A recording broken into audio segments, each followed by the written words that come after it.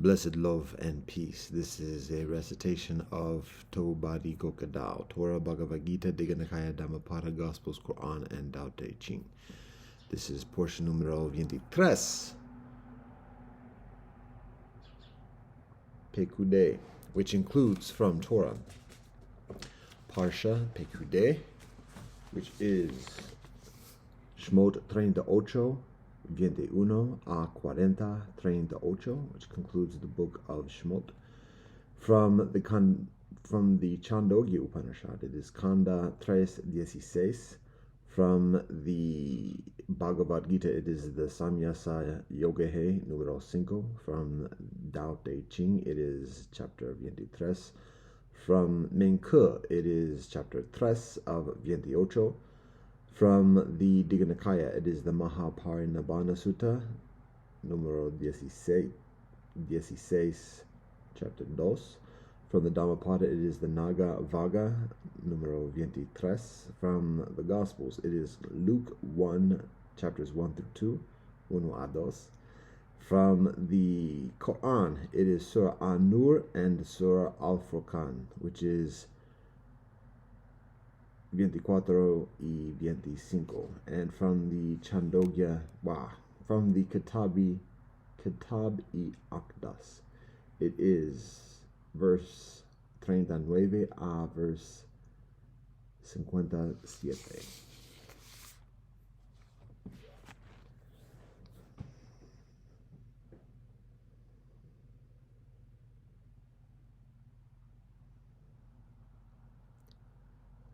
Bismillah ar-Rahmani ar-Rahim. Allahu Abha.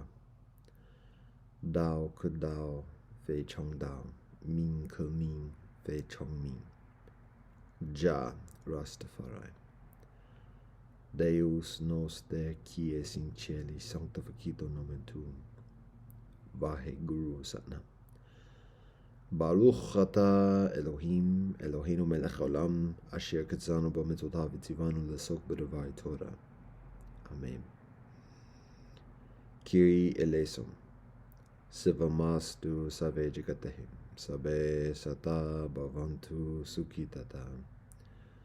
Fagabia. Akwaba upendo na amani. Fikiri inesalami. Cinta dan permian. Dia bovimium, Umanjaka, Ubuntu, Shabono, Fakitka.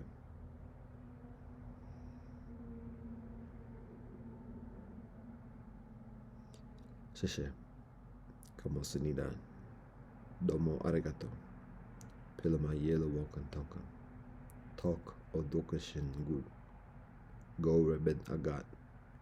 God, we thank you for all that you bless us. Ata Jamya Yata Afanami. Bado. Aho. Om Shanti Shanti Shanti. Amen.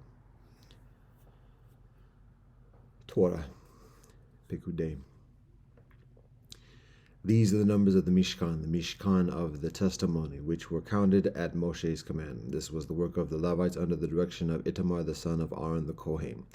Bezalel, son of Uri, son of Hur, of the tribe of Yehuda, had made all that Elohim had commanded Moshe. With him was Oheliav, son of Ahisamach, of the tribe of Dan, a craftsman and master weaver, and an embroiderer in blue, purple, and crimson wool, and in linen. All the gold that had been utilized for the work in all the work of the gold of the waving was 29 talents, 730 shekels, according to the holy shekel. The silver of the community numbers was 100 talents and 1,775 shekels, according to the holy shekel. 1 beka per head, that is half a shekel, according to the holy shekel, for each one who goes through the counting from 20 years old and upwards, for 3,550 people. 100 talents of the silver was utilized for casting the sockets of the holy and the sockets of the dividing curtain. 100 sockets out of 100 talents, 1 talent for each socket. And out of the 1,775 shekels he made hooks for the pillars, and he covered their tops and banded them. The copper of the waving was 70 talents and 2,400 shekels. From that he made the sockets of the entrance to the tent of meeting, the copper altar, the copper grating upon it, and all the implements of the altar, and the sockets of the courtyard all around, and the sockets of the gate to the courtyard, all the pegs of the Mishkan, and all the pegs of the courtyard all around. And out of the blue, purple, and crimson wool they made the meshwork garments to serve in the holy, and they made Aaron's holy garments as Elohim had commanded Moshe. And he made the ephod of gold, blue, purple, and crimson wool, and twisted fine linen. They hammered out the sheets of gold, and cut threads from them to work the gold into the blue wool, into the purple wool, into the crimson wool, and into the fine linen, the work of a master weaver. They made connecting shoulder straps for it at both its ends. It was entirely connected. And its decorative band, which is above it, emanated from it of the same work, gold, blue, purple, and crimson wool, and twisted fine linen, as Elohim had commanded Moshe. And they prepared the shochan stones enclosed in gold settings, engraved similar to the engravings of a seal, with the names of the sons of Israel. And he put them upon the shoulder straps of the ephod as stones of remembrance for the sons of Israel, as Elohim had commanded Moshe. He made the choshen, the work of a master weaver, like the work of the ephod, of gold, blue, purple, and crimson wool, and twisted fine linen. It was square, and they made the choshen, doubled its length one span, and its width one span, doubled. And they filled into the 4 rows of stones, 1 row odem pidda and barachet, the 1 row, and the 2nd row nofech, sapir, and yahalom, and the 3rd row leshem, shevo, and achlama, and the 4th row tarshish, shocham, and yeshfe, enclosed in gold settings in their fillings. And the stones were for the names of the sons of Israel, 12 corresponding to their names, similar to the engravings of a seal, everyone according to his name, for the 12 tribes. For the choshen they made chains at the edges of cable work of pure gold. They made 2 golden settings and 2 golden rings, and they placed the 2 rings on the 2 ends of the choshen. And they placed the 2 golden cables on the 2 rings at the ends of the choshen. And the 2 ends of the 2 cables they placed upon the 2 settings, and they placed them upon the shoulder straps of the ephod on its front part. And they made 2 golden rings and placed them on the 2 ends of the choshen on its edge that faced the inner side of the ephod. And they made 2 golden rings and placed them on the 2 shoulder straps of the ephod from below towards its front, adjacent to its seam, above the band of the ephod. And they fastened the choshen by its rings to the rings of the ephod with a cord of blue wool, so that it could be upon the band of the ephod, so that the choshen would not move off the ephod, as Elohim had commanded Moshe. And he made the robe of the ephod, the work of a weaver, completely of blue wool. And the opening of the robe was turned inwards like the opening of a coat of armor. Its opening had a border around it, so that it should not be torn. And they made on the bottom hem of the robe pomegranates of blue, purple, and crimson wool twisted. And they made bells of pure gold, and they placed the bells in the midst of the pomegranates all around on the bottom hem of the robe, in the midst of the pomegranates. A bell and a pomegranate, all around the bottom hem of the robe, to serve as Elohim had commanded Moshe. And they made the linen tunics, the work of a weaver, for Aaron and for his sons, and the cap of linen, and the glorious high hats of linen, and the linen pants of twisted fine linen, and the sash of twisted fine linen, and blue, purple, and crimson wool of embroidery work, as Elohim had commanded Moshe. And they made the showplate, the holy crown of pure gold, and they inscribed upon it an inscription like the engravings of a seal, holy to Elohim. And they placed upon it a cord of blue wool to place over the cap from above, as Elohim had commanded Moshe. All the work of the Mishkan of the tent of meeting was completed. The children of Israel had done it according to all that Elohim had commanded Moshe, so they had done.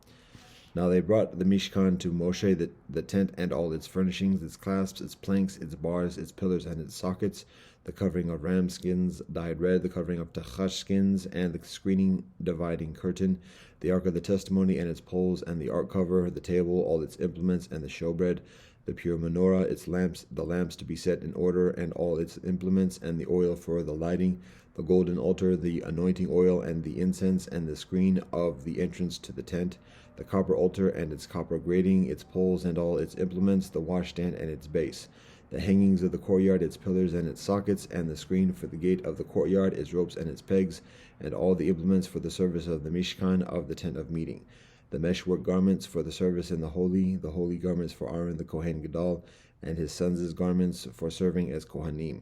In accordance with all that Elohim had commanded Moshe, so did the children of Israel do all the work. Moshe saw the entire work, and lo, they had done it, as Elohim had commanded, so they had done. So Moshe blessed them. Elohim spoke to Moshe, saying, On the day of the first month, on the first of the month, you shall set up the Mishkan of the tent of meeting. There you shall place the ark of the testimony, and you shall spread the dividing curtain towards the ark. You shall bring in the table and set its arrangement, so you shall bring in the menorah and kindle its lamps. You shall place the golden altar for incense before the ark of the testimony, and you shall place the screen of the entrance to the Mishkan. You shall place the altar of the burnt offering in front of the entrance of the Mishkan of the tent of meeting. You shall place the washstand between the tent of meeting and the altar, and there you shall put water. And you shall set up the courtyard all around, and you shall put up the screen for the gate to the courtyard. You shall take the anointing oil and anoint the Mishkan and everything within it, and you shall sanctify it and all its furnishings, thus it will become a holy thing. You shall anoint the altar for the burnt offering and all its implements. You shall sanctify the altar, thus the altar will become a holy of holies. You shall anoint the washstand and its base and sanctify it, and you shall bring Aaron and his sons near the entrance of the tent of meeting, and you shall bathe them in water. And you shall clothe Aaron with the holy garments, and you shall anoint him and sanctify him, so that he may serve me as a Kohen. And you shall bring his sons near and clothe them with tunics, and you shall anoint them, and as you have anointed their fathers, so that they may serve me as Kohanim. And they shall be so that their anointment shall remain for them an everlasting kahuna throughout their generations. Thus Moshe did according to all that Elohim had commanded him, so he did. It came to pass in the first month, in the second year, on the first day of the month, that the Mishkan was set up. Moshe set up the Mishkan, placed its sockets, put up its planks, put in its bars, and set up its pillars. He spread the tent over the Mishkan, and he placed the cover of the tent over it from above, as Elohim had commanded Moshe. He took and placed the testimony into the ark, put the poles upon the ark, and placed the ark cover on the ark from above. He brought the ark into the Mishkan and placed the screening dividing curtain so that it formed a protective covering before the ark of the testimony, as Elohim had commanded Moshe. He placed the table in the tent of meeting on the northern side of the Mishkan, outside the dividing curtain. He set upon it an arrangement of bread before Elohim, as Elohim had commanded Moshe. He placed the menorah in the tent of meeting opposite the table on the southern side of the Mishkan. He kindled the lamps before Elohim, as Elohim had commanded Moshe. He placed the golden altar in the tent of meeting in front of the dividing curtain. He made the incense go up in smoke upon it, as Elohim had commanded Moshe. He placed the screen for the entrance of the Mishkan. The altar of the burnt offering he placed in front of the entrance of the Mishkan of the tent of meeting, and he offered up the burnt offering and the meal offering upon it, as Elohim had commanded Moshe. He placed the washstand between the tent of meeting and the altar, and there he put water for washing. And Moshe, Aaron, and his sons would wash their hands and their feet from it when they entered the tent of meeting, and when they approached the altar, they would wash as Elohim had commanded Moshe. He set up the courtyard all around the Mishkan and the altar, and he put up the screen at the entrance to the courtyard, and Moshe completed the work. And the cloud covered the tent of meeting, and the glory of Elohim filled the Mishkan. Moshe could not enter the tent of meeting because the cloud rested upon it, and the glory of Elohim filled the Mishkan. When the cloud rose up from over the Mishkan, the children of Israel set out in all their journeys. But if the cloud did not rise up, they did not set out until the day that it rose. For the cloud of Elohim was upon the Mishkan by day, and there was fire within it at night, before the eyes of the entire house of Israel in all their journeys.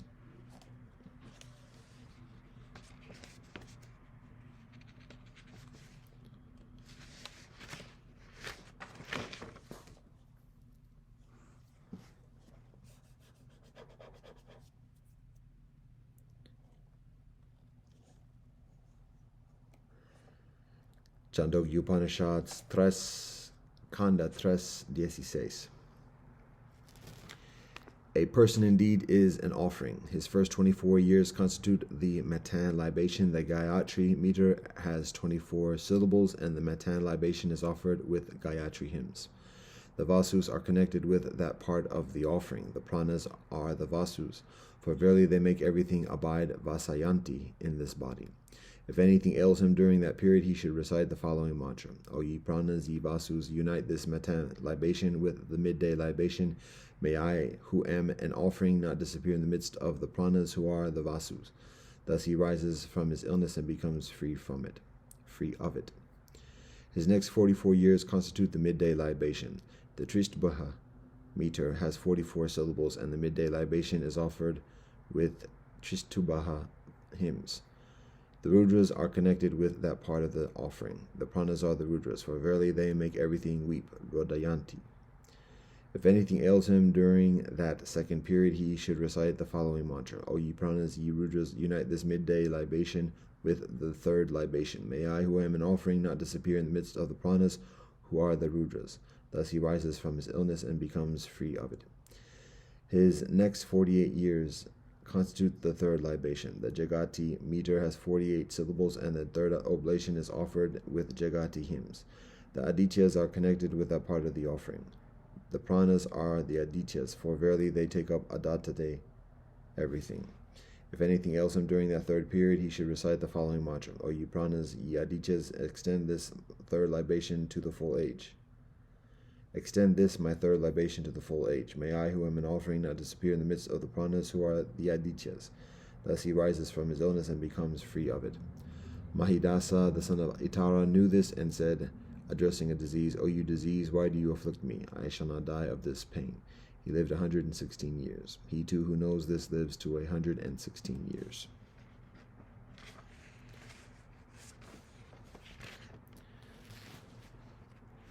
From the Bhagavad Gita,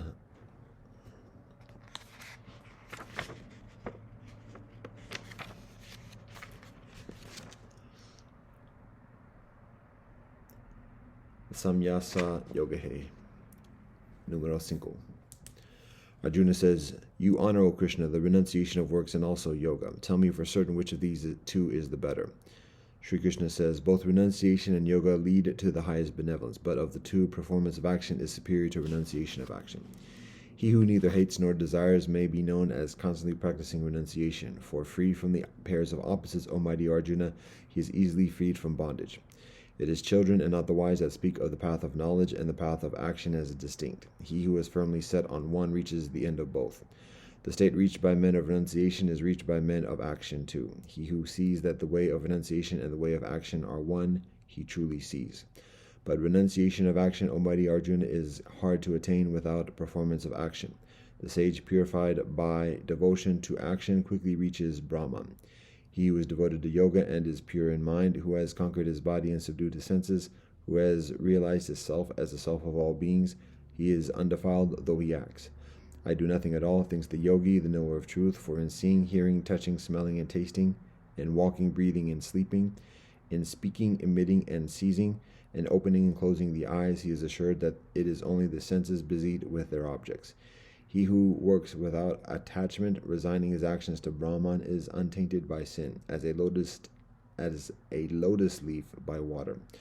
Only with the body, the mind, the understanding, and the senses do the yogis act without attachment for the purification of the heart. A selfless man who has renounced the fruit of his action attains peace born of steadfastness. But the man who is not selfless, who is led by desire, is attached to the fruit and therefore bound. The embodied soul who has subdued his senses, having renounced all actions with a discerning mind, dwells happily in the city of 9 gates, neither working nor causing work to be done. Neither agency nor objects does the Supreme Spirit create for the world, nor does it bring about union with the fruit of action. It is nature that does all this. Nor does the all-pervading Spirit take on the sin or the merit of any. Knowledge is veiled in ignorance, and thereby living beings are deluded. But for those in whom this ignorance is destroyed by the knowledge of the self, that knowledge, like the soleil, reveals the Supreme. Fixing their minds in Brahman, at one with Brahman, abiding in Brahman, realizing Brahman alone as the supreme goal, they reach a state from which there is no return, their sins having been destroyed by their knowledge. The wise see the same in all, whether it be a Brahmin, endowed with learning and humility, or a cow, or an elephant, or a dog, or an outcast. Those whose minds are thus set on sameness have even here overcome birth. Brahman is untainted and is the same in all. Therefore in Brahman they rest. He who knows Brahman and is established in it, he who is undiluted and is steady of mind, he neither rejoices when experiencing what is pleasant, nor is distressed when experiencing what is unpleasant. His heart being unattached to outer objects, he finds the joy that is in the self. His heart being devoted to the contemplation of Brahman, he enjoys undying bliss. For the enjoyments that arise from contact with objects are only sources of pain.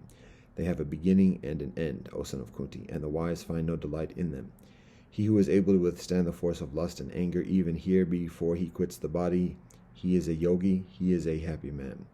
The yogi who is happy within rejoices within, who rejoices within, and who is illumined within attains freedom in Brahman, himself becoming one with Brahman.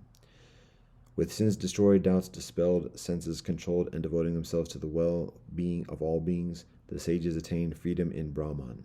Those who are free from lust and anger, who have subdued their minds and realized the self, those sannyasis, both here and hereafter, attain freedom in Brahman.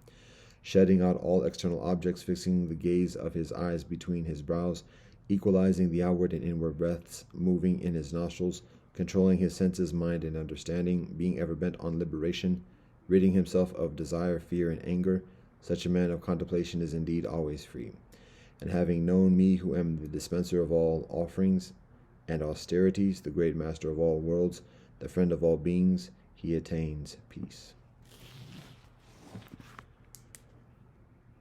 Tao Te Ching 23. Sparse speech is natural, thus strong wind does not last all matan. Sudden rain does not last all day. What makes this so? Heaven and earth. Even heaven and earth cannot make it last. How can humans? Thus those who follow the Tao are with the Tao. Those who follow virtue are with virtue. Those who follow loss are with loss. Those who are with the Tao is also pleased to have them. Those who are with virtue, virtue is also pleased to have them. Those who are with loss, loss is also pleased to have them. Those who do not trust sufficiently, others have no trust in them.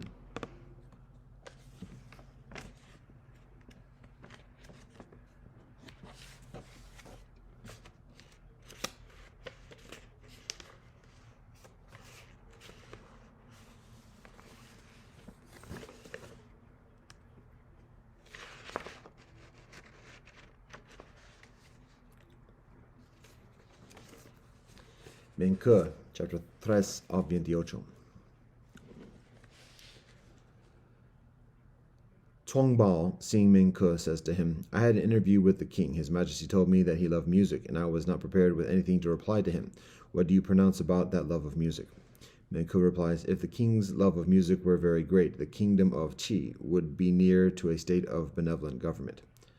Another day, Menke, having an interview with the king, said, Your Majesty, I have heard told the officer Chuang that you love music. Was it so? The king changed his color and says, I am unable to love the music of the ancient sovereigns. I only love the music that suits the manners of the present age.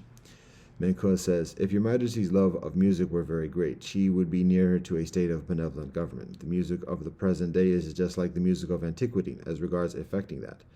The king says, may I hear from you the proof of that? Menke asks, which is the further pleasant, to enjoy music by yourself, alone, or to enjoy it with others? To enjoy it with others, was the reply.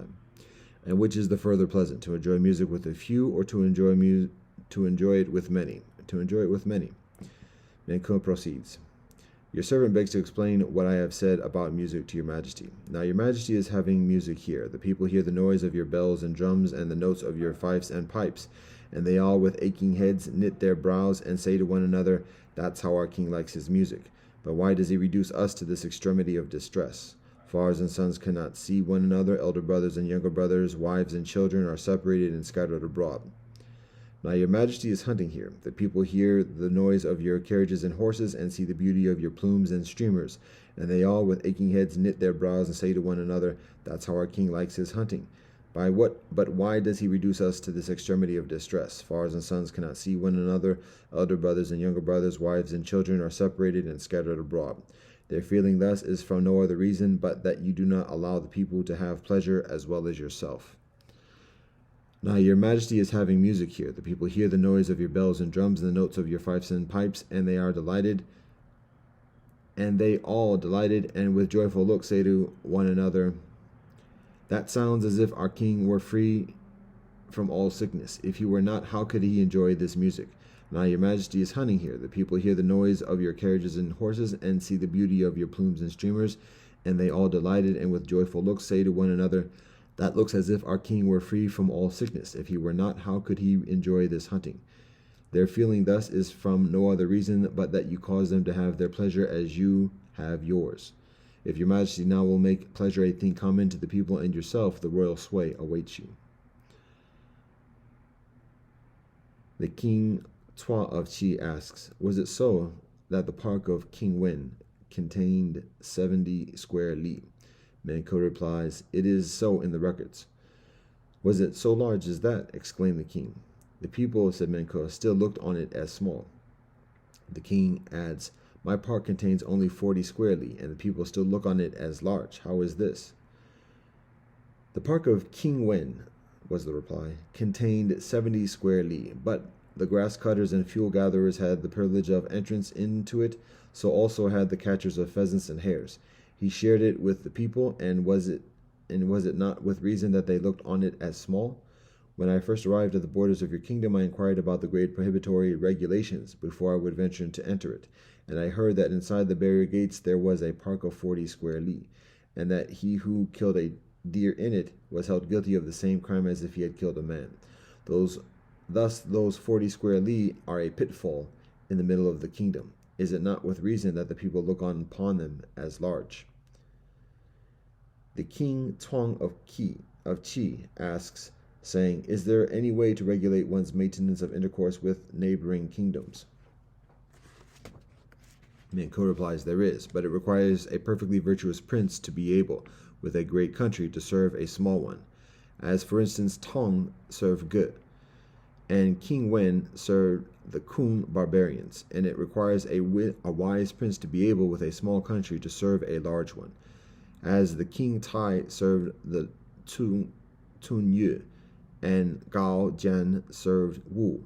He who with a great state serves a small one delights in heaven. He with a small state serves a large one stands in awe of heaven.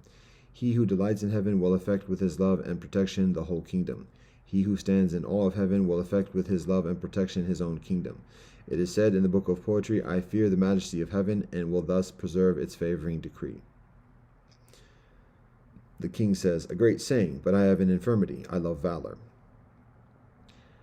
I beg your majesty, was the reply, not to love small valor.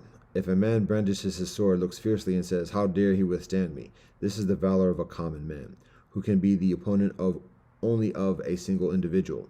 I beg your majesty to greaten it. It is said in the book of poetry, the king blazed with anger, and he marshaled his hosts to stop the march to Chu, to consolidate the prosperity of Zhao, to meet the expectations of the nation. This was the valor of King Wen. King Wen, in one burst of his anger, gave repose to all the people of the kingdom. In the book of history it is said, heaven having produced the inferior people, made for them rulers and teachers with the purpose that they should be assisting to God, and therefore distinguish them throughout the 4 quarters of the land. Whoever are offenders and whoever are innocent, here am I to deal with them. How dare any under heaven give indulgence to their refractory wills? There was one man pursuing a violent and disorderly course in the kingdom, and King Wu was ashamed of it. This was the valor of King Wu. He also, by one display of his anger, gave repose to all the people of the kingdom. Let not your majesty also, in one burst of anger, give repose to all the people of the kingdom. The people are only afraid that your majesty does not love valor. The king Tuan of Qi has an interview with Menke in the snow palace, and says to him, do men of talents and worth likewise find pleasure in these things? Menke replies, they do. And if people generally are not able to enjoy themselves, they condemn their superiors. For them, when they cannot enjoy themselves, to condemn their superiors is wrong, but when the superiors of the people do not make enjoyment a thing common to the people and themselves, they also do wrong. When a ruler rejoices in the joy of his people, they also rejoice in his joy. When he grieves at the sorrow of his people, they also grieve at his sorrow. A sympathy of joy will pervade the kingdom, a sympathy of sorrow will do the same. In such a state of things, it cannot be but that the ruler attain to the royal dignity. Formerly, the Duke Jing of Qi asks the minister Yan, saying, I wish to pay a visit of inspection to Chuang Fu and Chao Wu, and then to bend my course southward along the shore till I come to Langti. What shall I do that my tour may be fit to be compared with the visits of inspection made by the ancient sovereigns? The minister Yan replies, an excellent inquiry. When the Son of Heaven visited the princes, it was called a tour of inspection, that is, to be surveyed this.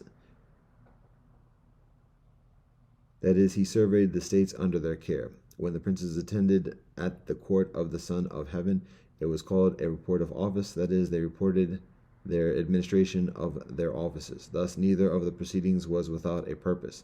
And further, in the spring they examined the plowing and supplied any deficiency of seed. In the autumn they examined the reaping and supplied any deficiency of yield. There is the saying of the Cha dynasty, if our king do not take his ramble, what will become of our happiness? If our king do not make his excursion, what will become of our help? That ramble and that excursion were a pattern to the princes. Now the state of things is different. A host marches in attendance on the ruler, and stores of provisions are consumed. The hungry are deprived of their food, and there is no rest for those who are called to toil. Maledictions are uttered by one to another with eyes askance, and the people proceed to the commission of wickedness. Thus the royal ordinances are violated, and the people are oppressed, and the supplies of food and drink flow away like water. The rulers yield themselves to the current, or they urge their way against it. They are wild, they are utterly lost. These things proceed to the grief of the inferior princes. Descending along with the current and forgetting to return is what I call yielding to it. Pressing up against it and forgetting to return is what I call urging their way against it. Pursuing the chase without satiety is what I call being wild. Delighting in wine without satiety is what I call being lost. The ancient sovereigns had no pleasures to which they gave themselves as on the flowing stream, no doings which might be so characterized as wild and lost. It is for you, my prince, to pursue your course. The Duke Qing was pleased. He issued a proclamation throughout his state and went out and occupied a shed in the borders. From that time he began to open his granaries to supply the wants of the people, and calling the grand music master, he said to him, make for me music to suit a prince and his minister pleased with each other. And it was then that the Zhong Zhao and the Zhao Zhao were made, in the words to which it was said, is it a fault to restrain one's prince? He who restrains his prince loves his prince. The King Tuan of Qi says, people all tell me to pull down and remove the hall of distinction. Shall I pull it down or stop the movement for that object? Nanko replies, the hall of distinction is a hall appropriate to the sovereigns. If your majesty wishes to practice the true royal government, then do not pull it down. The king says, may I hear from you what the true royal government is? Formerly, was the reply, King Wen's government of Qi was as follows. The husbandmen cultivated for the government 1/9 of the land. The descendants of officers were salaried at the passes, and in the markets strangers were inspected, but products were not taxed. There were no prohibitions respecting the ponds and weirs. The wives and children of criminals were not involved in their guilt. There were the old and wifeless or widowers, the old and husbandless or widows, the old and childless or solitaries, the young and the fatherless or orphans. These four classes are the most destitute of the people, and have none to whom they can tell their wants. And King Wen, in the institution of his government with its benevolent action, made them the first objects of his regard. As it is said in the book of poetry, the rich may get through life well, but alas for the miserable and solitary. The king says, O excellent words. Neko says, since your majesty deems them excellent, why do you not practice them? I have an infirmity, said the king. I am fond of wealth. The reply was, formerly Gong Lu was fond of wealth. It is said in the book of poetry, he reared his ricks and filled his granaries. He tied up dried provisions and grain in bottomless bags and sacks, that he might gather his people together and glorify his state. With bows and arrows, all displayed, with shields and spears and battle axes large and small, he commenced his march. In this way, those who remained in their old seat had their ricks and granaries, and those who marched had their bags of provisions. It was not till after this that he thought he could begin his march. If your majesty loves wealth, give the people power to gratify the same feeling, and what difficulty will there be in your attaining the royal sway? The king says, I have an infirmity. I am fond of beauty. The reply was, formerly King Tai was fond of beauty and loved his wife. It is said in the book of poetry, Gu Gong Tan Fu came in the matin galloping his horse by the banks of the western waters, as distant as the foot of Chi Hill. along with the lady of Chong. They came and together chose the site for their settlement. At that time, in the seclusion of the house, there were no dissatisfied women, and abroad there were no unmarried men. If your majesty loves beauty, let the people be able to gratify the same feeling, and what difficulty will there be in your attaining the royal sway?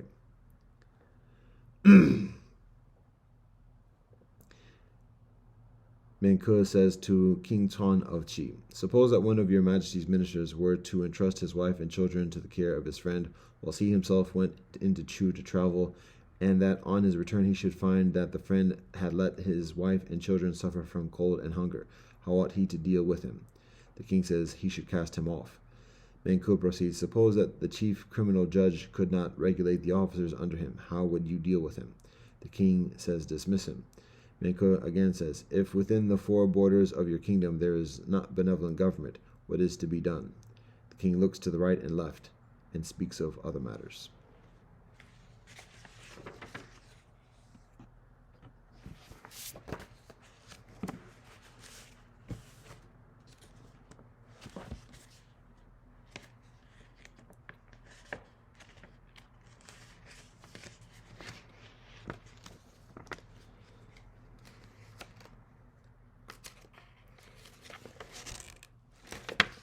Dhammapada Mahaparinibbana Sutta, chapter 17, chapter 2.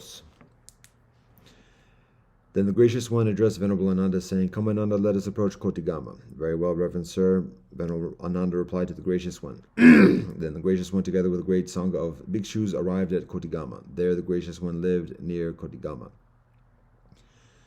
There the gracious one addressed the bhikshus, saying, because of a lack of understanding and a lack of penetration, bhikshus of Four Noble Truth, both you and I have been wandering and running along in samsara for a long time. Which for?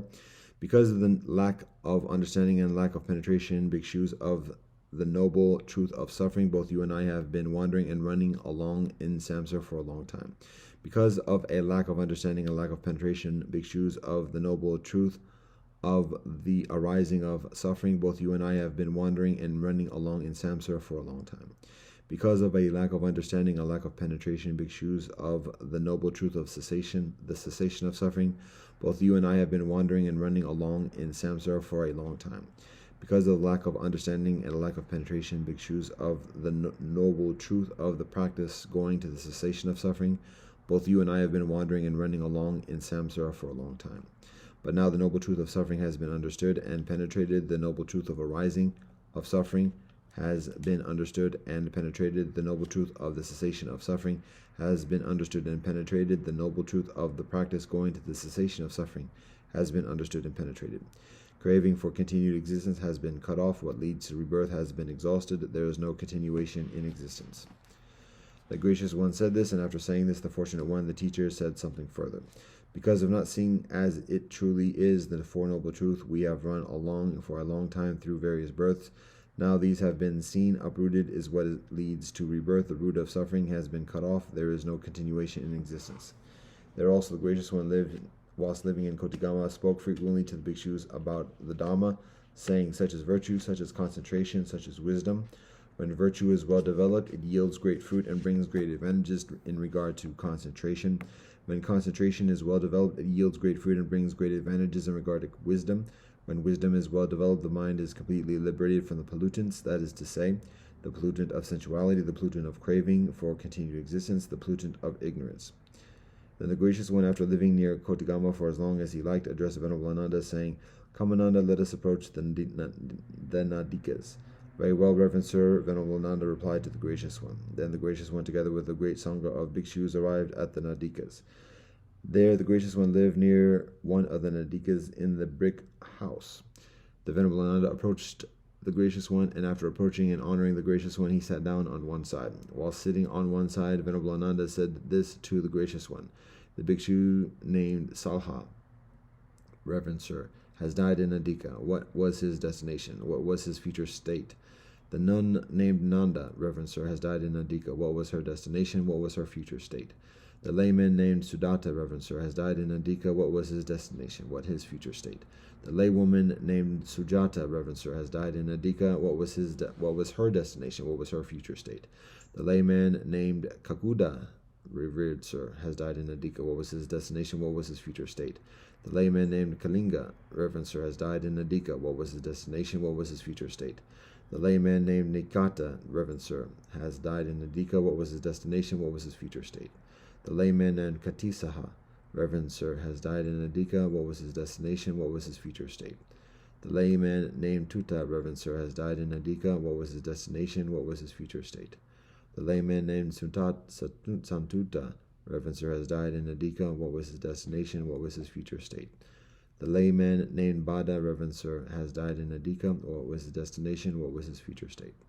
The layman named Subada, Reverend Sir, has died in Andika. What was his destination? What was his future state? The bhikshu Saha Ananda, through the destruction of the pollutants, without pollutants, freed in mind, freed through wisdom, dwelt having known, having directly experienced, and having attained Nibbana himself in this very life. The Nananda Ananda, through the complete destruction of the 5 lower fetters, has arisen spontaneously in the Brahma worlds and will attain final emancipation there without returning from that world.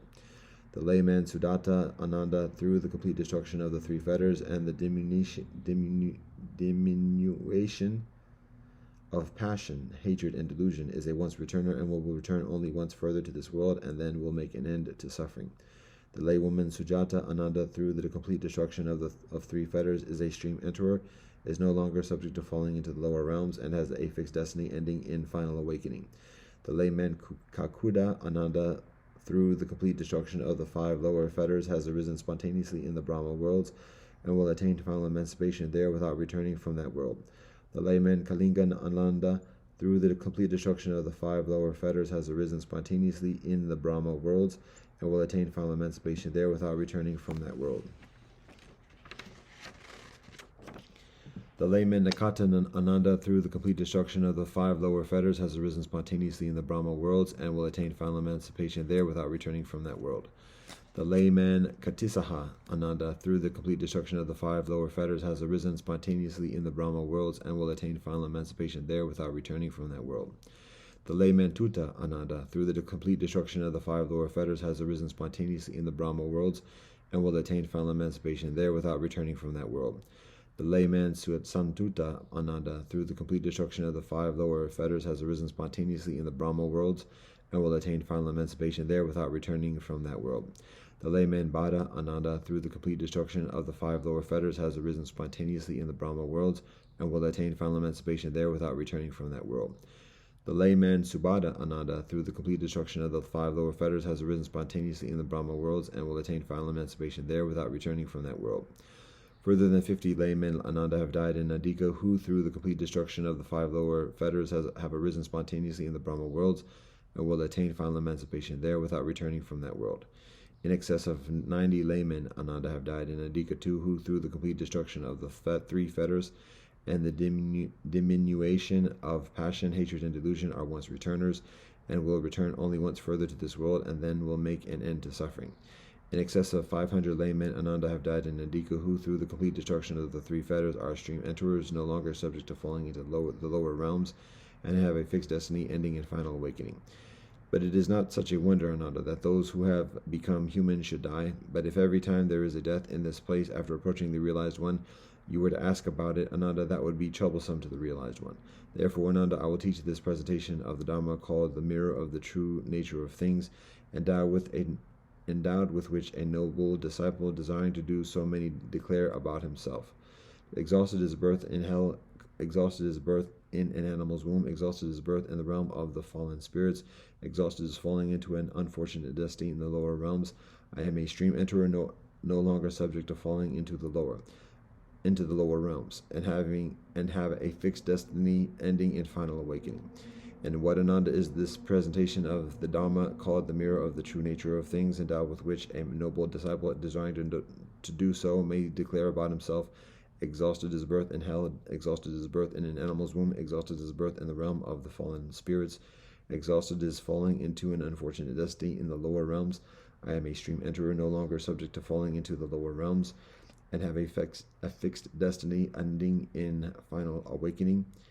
Here Ananda, a noble disciple, is endowed with perfect confidence in the Buddha, thinking such as he, the gracious one, the worthy one, the perfect Sambuddha, the one endowed with understanding and benevolent conduct, the fortunate one, the one who understands the worlds, the unsurpassed guide for those people who need taming, the teacher of angels and men, the Buddha, the gracious one. He is endowed with perfect confidence in the Dharma, thinking the Dharma has been well proclaimed by the gracious one. It is visible, not subject to time, inviting inspection, onward leading, and can be understood by the wise for themselves. He is endowed with a perfect confidence in the Sangha, thinking the gracious one's Sangha of disciples are benevolent in their practice, the gracious one's Sangha of disciples are straight in their practice, the gracious one's Sangha of disciples are systematic in their practice, the gracious one's Sangha of disciples are correct in their practice. That is to say, the 4 pairs of persons, the 8 individual persons, this is the gracious one's community Sangha of disciples. They are worthy of offerings, of hospitality, of gifts, and of reverential salutation. They are an unsurpassed field of merit for the world. He is endowed with the lovely Aryan virtue, unbroken, faultless, unspotted, unblemished, productive of freedom, honored by the wise, not adhered to, leading to concentration. This is the presentation of the Dhamma. Ananda, called the mirror of the true nature of things, endowed with which a noble disciple, desiring to do so, may declare about himself: exhausted is his birth in hell, exhausted is his birth in an animal's womb, exhausted is his birth in the realm of the fallen spirits, exhausted is falling into an unfortunate destiny in the lower realms. I am a stream enterer, no longer subject to falling into the lower realms, and have a fixed destiny ending in final awakening. There also the gracious one, whilst living near Nadika in the brick house, spoke frequently to the monks about the bhikshus about the Dharma, saying such as virtue, such as concentration, such as wisdom. When virtue is well developed, it yields great fruit and brings great advantages in regard to concentration. When concentration is well developed, it yields great fruit and brings great advantages in regard to wisdom. When wisdom is well developed, the mind is completely liberated from the pollutants, that is to say, the pollutant of sensuality, the pollutant of craving for continued existence, the pollutant of ignorance. Then the gracious one, after living near Nadika for as long as he liked, addressed Venerable Ananda and saying, "Come, Ananda, let us approach Vesali." "Very well, Reverend Sir," Venerable Ananda replied to the gracious one. Then the gracious one, together with a great sangha of bhikshus, arrived at Vesali. There the gracious one lived near Vesali in Ambapali's wood. There the gracious one addressed the bhikshus, saying, "Mindfully and with full awareness, bhikshus, a bhikshu should live. This is our advice to you." And how bhikshus is a bhikshu mindful? Here, bhikshus, a bhikshu dwells contemplating the nature of the body and the body, ardent, fully aware, and mindful, ever after removing avarice and sorrow regarding the world. He dwells contemplating the nature of feelings and feelings, ardent, fully aware, and mindful, after removing avarice and sorrow regarding the world. He dwells contemplating the nature of the mind and the mind, ardent, fully aware, and mindful, after removing avarice and sorrow regarding the world. He dwells contemplating the nature of things and various things, ardent, fully aware, and mindful, after removing avarice and sorrow regarding the world. Thus, bhikshus, a bhikshu is mindful. And how bhikshus does a bhikshu have full awareness? Here, bhikshus, a bhikshu in going forwards and going back, is one who practices with full awareness. In looking ahead or in looking around, he is one who practices with full awareness. In bending or in stretching, he is one who practices with full awareness. In bearing his double robe bowl and other robes, he is one who practices with full awareness. In eating and drinking, in chewing and tasting, he is one who practices with full awareness. In passing stool and urine, he is one who practices with full awareness. In going, in standing, in sitting, in sleeping, in waking, in talking, and in maintaining silence, he is one who practices with full awareness. Thus, bhikshus, a bhikshu has full awareness. Mindfully and with full awareness, bhikshus, a bhikshu should live. This is our advice to you. The courtesan Ambapali here heard. The gracious one, it seems, has reached Vesali and is living near Vesali in my mango wood. Then the courtesan Ambapali, after having many great and august vehicles prepared and mounting those great and august vehicles, departed with those great and august vehicles from Vesali, and after approaching by vehicle to her pleasure garden as distant as the ground for vehicles would allow, and descending from the vehicles, she approached the gracious one by foot, and after approaching and honoring the gracious one, she sat down on one side. Whilst the courtesan Ambapali was sitting on one side, the gracious one instructed, roused, enthused, and cheered her with a talk about the Dhamma. Then the courtesan Ambapali, having been instructed, roused, enthused, and cheered by the gracious one with a talk about the Dhamma, said to the gracious one, "May the gracious one consent, Reverend Sir, to me offering him a meal on the manana, together with the sangha of bhikshus." The gracious one consented by maintaining silence. Then the courtesan Ambapali, having understood the gracious one's consent, after rising from her seat, honoring and circumambulating the gracious one, went away.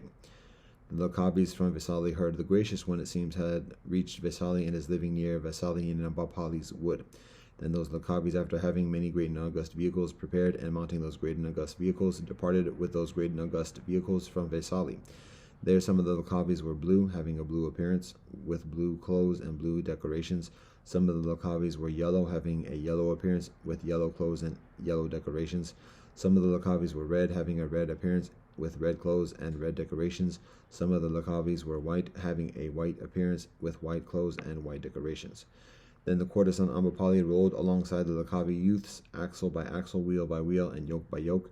Then those Lokavi said this to the courtesan Ambapali: "Why do you, Ambapali, roll alongside the Lokavi youths, axle by axle, wheel by wheel, and yoke by yoke?" "Because I have invited the gracious one, noble sirs, for a meal on the manana, together with the bhikshus, the sangha of bhikshus. Give us this meal, Ambapali, for 100,000 kahapanas. If, noble sirs, you would give Vesali and its revenues, still I would not give this meal to you."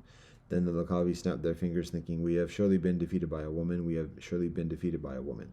Then the Lokavis entered Ambapali's wood. The gracious one saw those Lokavis coming from a distance, and having seen them, he addressed the bhikshus, saying, "Let those bhikshus who have not seen the Tavatimsa angels monk bhikshus look at the Lokavi troop bhikshus. Look at the Lokavi troop bhikshus.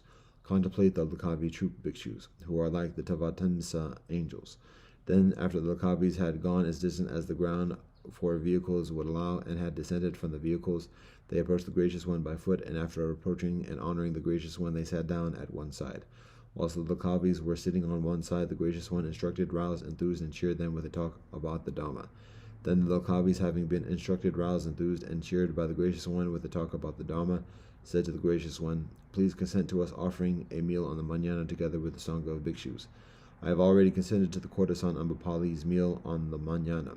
Then the Lokavi snapped their fingers, thinking, "We have surely been defeated by a woman. We have surely been defeated by a woman." Then the Lokavis, after greatly rejoicing and gladly receiving this word of the gracious one, rising from their seats, honoring and circumambulating the gracious one, went away. Then the courtesan Ambapali, after the night had passed, having had excellent foodstuffs made ready in her own pleasure park, had the time announced to the gracious one, saying, "It is time, reverend sir, the meal is ready." Then the gracious one, having addressed in the matan time, after picking up his bowl and robe, together with the sangha of bhikshus, approached the courtesan Ambapali's residence, and after approaching, he sat down on the prepared seat. Then the courtesan Ambapali, with her own hand, served and satisfied the sangha of bhikshus with the Buddha at its head, with excellent foodstuffs. Then the courtesan Ambapali, when the gracious one had eaten and washed his hand and bowl, having taken a certain low seat, sat down on one side. While sitting on one side, the courtesan Ambapali said this to the gracious one: "I donate this pleasure park, reverend sir, to the sangha of bhikshus with the Buddha at its head."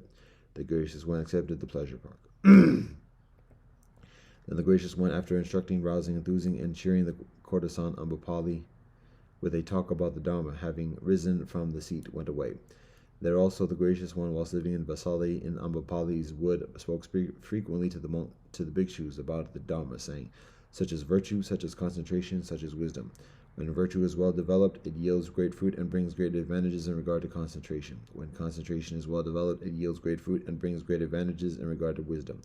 When wisdom is well developed, the mind is completely liberated from the pollutants, that is to say, the pollutant of sensuality, the pollutant of craving for continued existence, the pollutant of ignorance."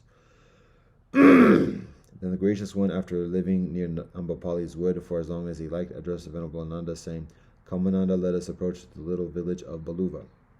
"Very well, reverend sir," Venerable Ananda replied to the gracious one. Then the gracious one, together with the great sangha of bhikshus, arrived at the little village of Baluva. There the gracious one lived near the little village of Baluva. There the gracious one addressed the bhikshus, saying, "Go, bhikshus, and undertake the rains retreat in the vicinity of Vesali, living like friends, like companions, like comrades, and I will spend the rains retreat right here at the little village of Baluva." "Very well, reverend sir." And those monks, those bhikshus, after replying to the gracious one, undertook the rains retreat in the vicinity of Vesali, near, living like friends, like companions, like comrades. But the gracious one spent the rains retreat right there at the little village of Baluva. Then, whilst dwelling for the rains retreat, a heavy affliction arose for the gracious one, and continued with strong and death-like feelings. There the gracious one dwelt mindfully with full awareness and without being troubled. Then this occurred to the gracious one. It is not suitable that I, without having addressed my attendants, without having given notice to the Sangha of bhikshus, should attain final emancipation. Having energetically dismissed this affliction, I could live on after determining the lifespan. Then the gracious one, having energetically dismissed that affliction, lived on after determining the lifespan. Then the gracious one's affliction abated. Then the gracious one, having arisen from that sickness, not long after rising, departed from the sick room and sat down on the prepared seat in front of that room. Then Venerable Ananda approached the gracious one, and after approaching and honoring the gracious one, he sat down on one side. While sitting on one side, Venerable Ananda said this to the gracious one: I have seen, Reverend Sir, the gracious one comfortable. I have seen, Reverend Sir, the gracious one bearing up while sick, and my body, Reverend Sir, became faint as it were, and although I could not see straight and things were not clear, it appeared to me, Reverend Sir, that the gracious one was sick. But it was some small comfort that the gracious one would not attain final emancipation until the gracious one had spoken regarding the Sangha of bhikshus. But what, Ananda, does the Sangha of bhikshus expect of me? The Dhamma has been taught by me, Ananda, without having made a distinction between esoteric and exoteric. For the realized one, there is nothing, Ananda, of a closed teacher's fist in regard to the Dhamma. To whoever, Ananda, this thought occurs, I will lead the Sangha of bhikshus, or I am the instructor of the Sangha of bhikshus. Let him speak, Ananda, regarding the Sangha of bhikshus. But to the realized one, Ananda, this thought does not occur. I will lead the Sangha of bhikshus, or I am the instructor of the Sangha of bhikshus. Then why, Ananda, should the realized one speak regarding the Sangha of bhikshus? I, Ananda, at present am old, elderly, of great age, distantly gone, advanced in years. I am 80 years old. It is like, Ananda, an old cart which only keeps going when shored up with bamboo. Just so, Ananda, I think the realized one's body only keeps going when shored up with bamboo. When the realized one doesn't pay attention, Ananda, to any of the signs, when all feelings have ceased, he lives, having established the signless mind concentration, and at that time, Ananda, the realized one's body is most comfortable. Therefore, Ananda, live with yourself as an island, yourself as a refuge, with no other refuge. With the Dhamma as an island, the Dhamma as a refuge, with no other refuge. And how, Ananda, does a bhikshu live with himself as an island, himself as a refuge, with no other refuge? With the Dhamma as an island, the Dhamma as a refuge, with no other refuge. Here, Ananda, a bhikshu dwells contemplating the nature of the body in the body, ardent, fully aware, and mindful, after removing avarice and sorrow regarding the world. He dwells contemplating the nature of feelings in feelings, ardent, fully aware, and mindful, after removing avarice and sorrow regarding the world. He dwells contemplating the nature of the mind in the mind, ardent, fully aware, and mindful, after removing avarice and sorrow regarding the world. He dwells contemplating the nature of things in various things, ardent, fully aware, and mindful, ever after removing avarice and sorrow regarding the world. Thus, Ananda, a bhikshu lives with himself as an island, himself as a refuge, with no other refuge. With the Dhamma as an island, the Dhamma as a refuge, with no other refuge. For whoever, Ananda, whether at present or after my passing, lives with himself as an island, with himself as a refuge, with no other refuge, with the Dhamma as an island, the Dhamma as a refuge, with no other refuge, those bhikshus of mine, Ananda, will go from darkness to the highest, whoever likes the training.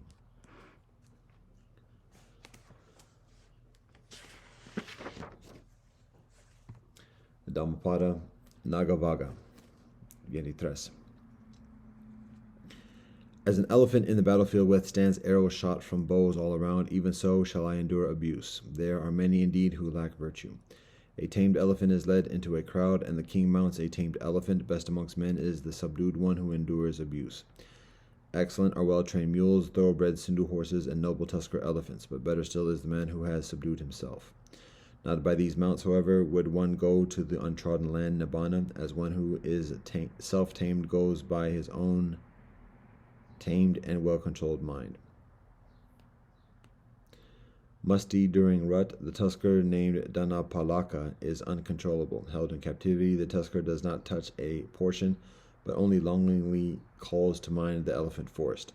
When a man is sluggish and gluttonous, sleeping and rolling around in bed like a fat domestic pig, that sluggard undergoes rebirth again and again.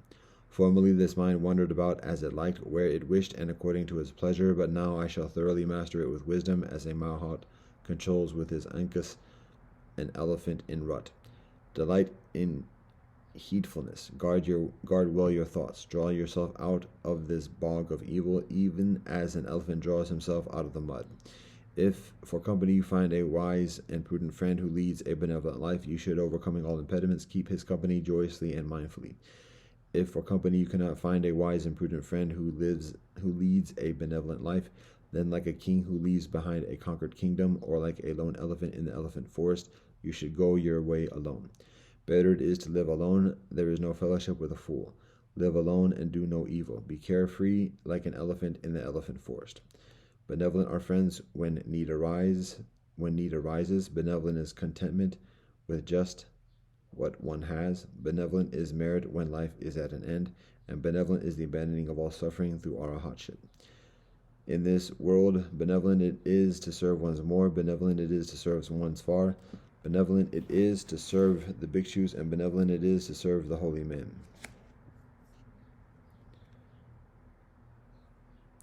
Benevolent is virtue until life's end. Benevolent is faith that is steadfast. Benevolent is the acquisition of wisdom, and benevolent is the avoidance of evil.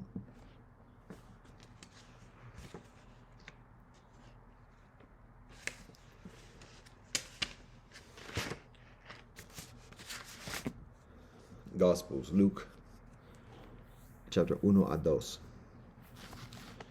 Many have undertaken to draw up an account of the things that have been fulfilled amongst us, just as they were handed down to us by those who from the first were eyewitnesses and servants of the word.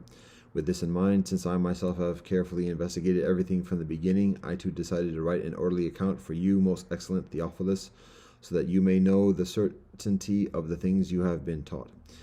In the time of Herod, king of Judea, there was a priest named Zechariah, who belonged to the priestly division of Abijah. His wife Elizabeth was also a descendant of Aaron. Both of them were righteous in the sight of God, observing all God's commands and decrees blamelessly. But they were childless because Elizabeth was not able to conceive, and they were both very old. Once when Zechariah's division was on duty, and he was serving as priest before God, he was chosen by lot according to the custom of the priesthood to go into the temple of God and burn incense. When the time for the burning of incense came, all the assembled worshippers were praying outside.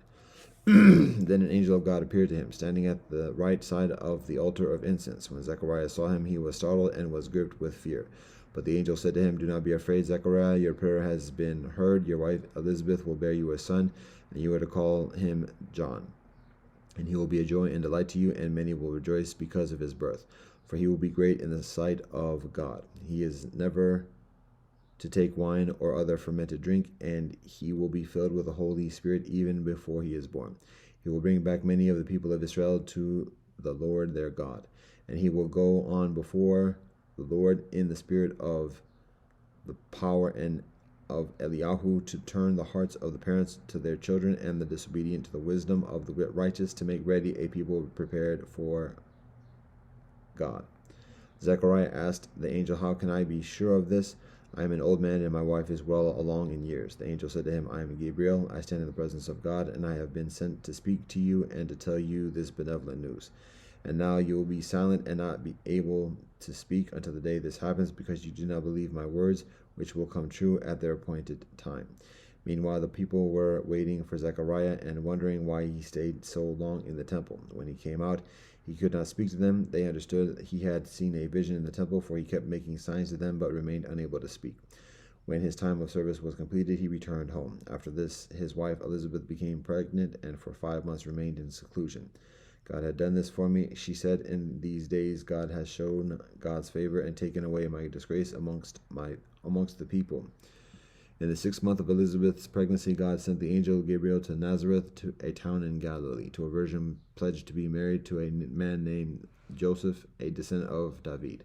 The virgin's name was Mary. The angel went to her and said, "Greetings, you who are highly favored. God is with you." Mary was greatly troubled at his words and wondered what kind of greeting this might be. But the angel said to her, "Do not be afraid, Mary. You have found favor with God. You will conceive and give birth to a son, and you are to call him Jesus. He will be great and will be called the Son of the Most High. The Lord God will give him the throne of his father David, and he will reign over Jacob's descendants forever. His kingdom will never end." "How will this be, Mary?" asked the angel, "since I am a virgin?" The angel answered, "The Holy Spirit will come on you, and the power of the Most High will overshadow you. So the Holy One to be born will be called the Son of God. Even Elizabeth, your relative, is going to have a child in her old age, and she who was said to be unable to conceive is in her 6th month, for no word from God will ever fail. I am God's servant. Mary answered, May your word to me be fulfilled. Then the angel left her. At that time Mary got ready and hurried to a town in the hill country of Judea, where she entered Zechariah's home and greeted Elizabeth. When Elizabeth heard Mary's greeting, the baby leaped in her womb, and Elizabeth was filled with the Holy Spirit. In a loud voice she exclaimed, Blessed are you amongst women, and blessed is the child you will bear. But why am I so favored that the more of my master should come to me? As soon as the sound of your greeting reached my ears, the baby in my womb leaped for joy. Blessed is she who has believed that God would fulfill God's promises to her. And Mary said, My soul glorifies God, and my spirit rejoices in God my Savior, for God has been mindful of the humble state of God's servant. From now on, all generations will call me blessed, for the Mighty One has done great things for me. Holy is God's name. God's mercy extends to those who fear God from generation to generation. God has performed mighty deeds with God's arm. God has scattered those who are proud in their inmost thoughts. God has brought down rulers from their thrones, but has lifted up the humble. God has filled the hungry with benevolent things, but has sent the rich away empty. God has helped God's servant Israel, remembering to be merciful.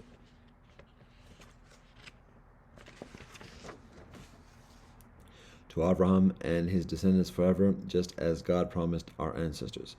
Mary stayed with Elizabeth for about 3 months and then returned home.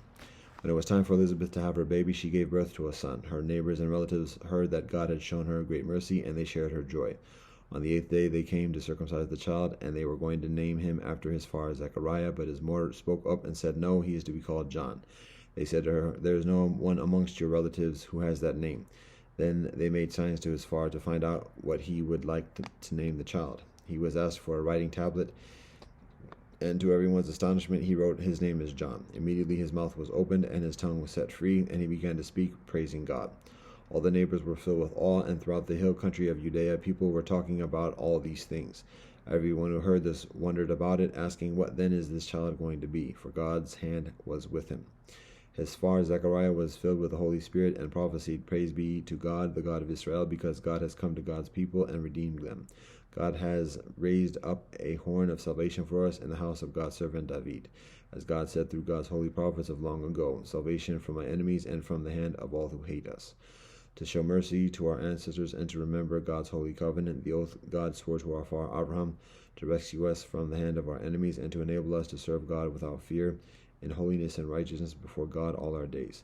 And you, my child, will be called a prophet of the Most High, for you will go on before God to prepare the way for God, to give God's people the knowledge of salvation through the forgiveness of their sins, because of the tender mercy of our God, by which the rising soleil will come to us from heaven, to shine on those living in darkness and in the shadow of death, to guide our feet into the path of peace. And the child grew and became strong in spirit, and he lived in the wilderness until he appeared publicly to Israel.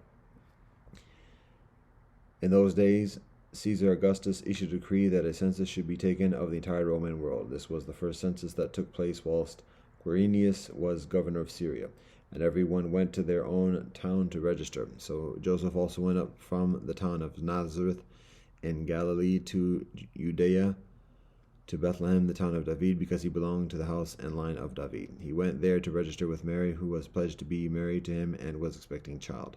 Whilst they were there, the time came for the baby to be born, and she gave birth to her firstborn, a son. She wrapped him in cloths and placed him in a manger, because there was no guest room available for them. And there were shepherds living out in the fields nearby, keeping watch over the flocks at night.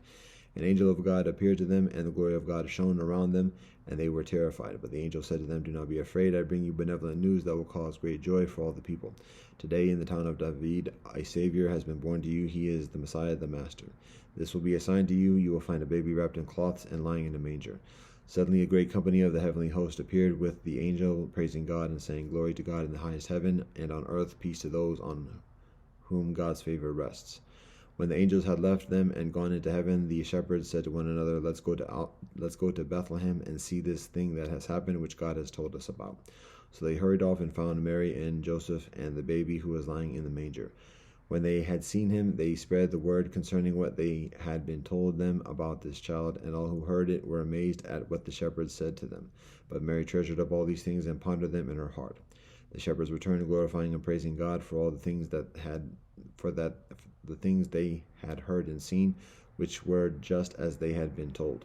On the 8th day, when it was time to circumcise the child, he was named Jesus, the name the angel had given him before he was conceived. When the time came for the purification rites required by the law of Moshe, Joseph and Mary took him to Jerusalem to present him to God.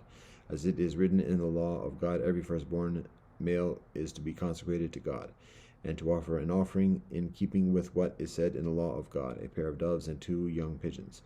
Now there was a man in Jerusalem called Simeon, who was righteous and devout. He was waiting for the consolation of Israel, and the Holy Spirit was on him. It had been revealed to him by the Holy Spirit that he would not die before he had seen God's Messiah. Moved by the Spirit, he went into the temple courts. When the parents brought in the child Jesus to do for him what the custom of the law required, Simeon took him in his arms and praised God, saying, Sovereign God, as you have promised, you may now dismiss your servant in peace. For my eyes have seen your salvation, which you have prepared in the sight of all nations, a light for revelation to the Gentiles, and the glory of your people Israel. The child far more marveled at what was said about him. Then Simeon blessed him and said to Mary his mother, This child is destined to cause the falling and rising of many in Israel, and to be a sign that will be spoken against, so that the thoughts of many hearts will be revealed, and a sword will pierce your own soul too. There was also a prophet, Anna, the daughter of Penuel of the tribe of Asher. She was very old. She had lived with her husband 7 years after her marriage, and then was a widow until she was 84. She never left the temple, but worshipped night and day, fasting and praying. Coming up to them at that very moment, she gave thanks to God and spoke about the child to all who were looking forward to the redemption of Jerusalem. When Joseph and Mary had done everything required by the law of God, they returned to Galilee, to their own town of Nazareth. And the child grew and became strong. He was filled with wisdom, and the grace of God was on him. Every year Jesus' parents went to Jerusalem for the festival of the Pesach. When he was 12 years old, they went up to the festival according to the custom. After the festival was over, whilst his parents were returning home, the boy Jesus stayed behind in Jerusalem, but they were unaware of it. Thinking he was in their company, they traveled on for a day. Then they began looking for him amongst their relatives and friends. When they did not find him, they went back to Jerusalem to look for him. After 3 days, they found him in the temple courts, sitting amongst the teachers, listening to them and asking them questions. Everyone who heard him was amazed at his understanding and his answers. When his parents saw him, they were astonished. His mother said to him, Son, why have you treated us like this? Your father and I have been anxiously searching for you. Why were you searching for me? He asked. Didn't you know I had to be in my Creator's house? But they did not understand what he was saying to them. Then he went down to Nazareth with them and was obedient to them. But his mother treasured all these things in her heart. And Jesus grew in wisdom and stature and in favor with God and man.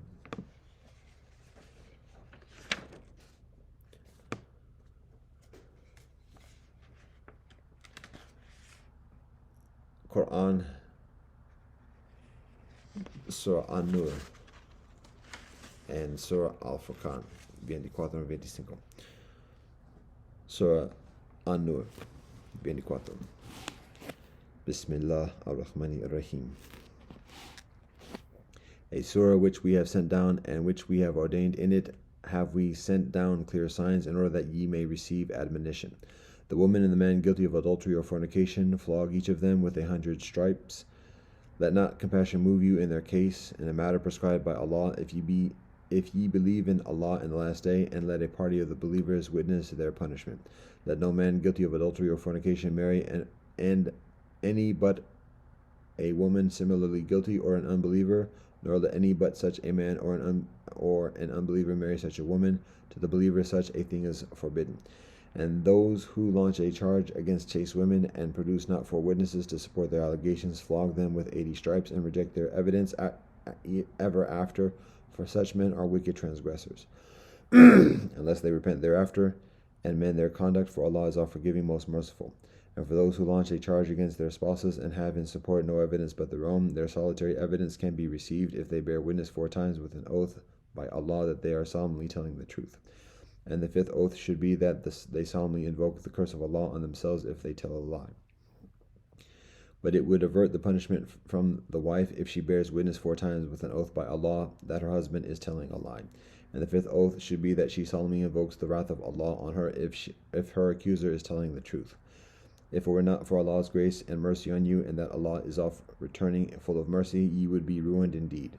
Those who brought forward the lie are a body amongst yourselves. Think it not to be an evil to you. On the contrary, it is benevolence for you, To every man amongst them will come the punishment of the sin that he earned, and to him who took on himself the lead amongst them will be a penalty grievous.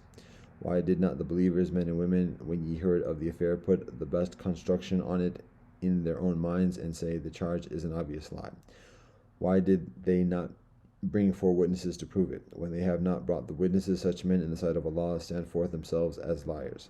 Were it not for the grace and mercy of Allah on you in this world and the hereafter, a grievous penalty would have seized you, in that ye rushed glibly into this affair. Behold, ye received it on your tongues, and said out of your mouths things of which ye had no knowledge, and ye thought it to be a light matter, whilst it was most serious in the sight of Allah. And why did ye not, when ye heard it, say, it is not right of us to speak of this? Glory to Allah, this is a most serious slander. Allah doth admonish you that ye may never repeat such conduct if ye are true believers. And Allah makes the signs plain to you, for Allah is full of knowledge and wisdom. Those who love to see scandal published broadcast amongst the believers will have a grievous penalty in this life and in the hereafter.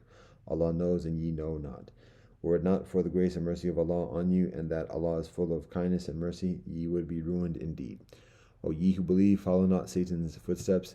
If any will follow the footsteps of Satan, he will but command what is shameful and wrong. And were it not for the grace and mercy of Allah on you, not one of you would ever have been pure. But Allah doth purify whom Allah pleases, and Allah is one who hears and knows all things. Let not those amongst you who are endued with grace and amplitude of means resolve by oath against helping their kinsmen, those in want, and those who have left their homes in Allah's cause. Let them forgive and overlook. Do you not wish that Allah should forgive you? For Allah is all-forgiving, most merciful. Those who slander chaste women, indiscreet but believing, are cursed in this life, and in the hereafter for them is a grievous penalty. On the day when their tongues, their hands, and their feet will bear witness against them as to their actions. On that day Allah will pay them back all their just dues, and they will realize that Allah is the very truth that makes all things manifest. Women impure are for men impure, and men impure are for women impure, and women of purity are for men of purity, and men of purity are for women of purity. These are not affected by what people say. For them there is forgiveness and a provision honorable.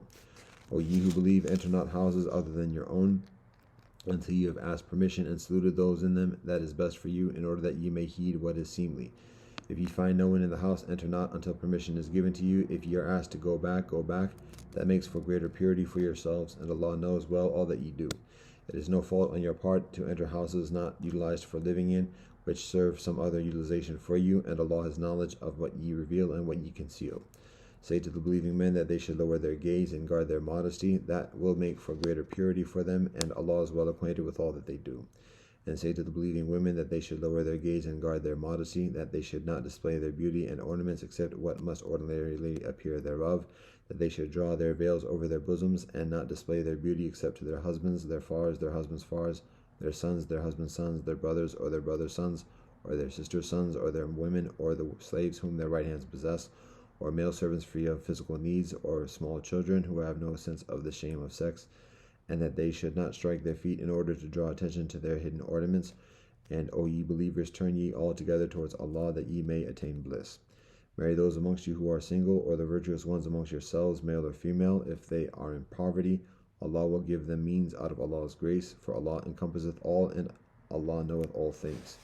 Let those who find not the wherewithal for marriage keep themselves chaste, until Allah gives them means out of Allah's grace. And if any of your slaves ask for a deed in writing to enable them to earn their freedom for a certain sum, give them such a deed if ye know any benevolence in them.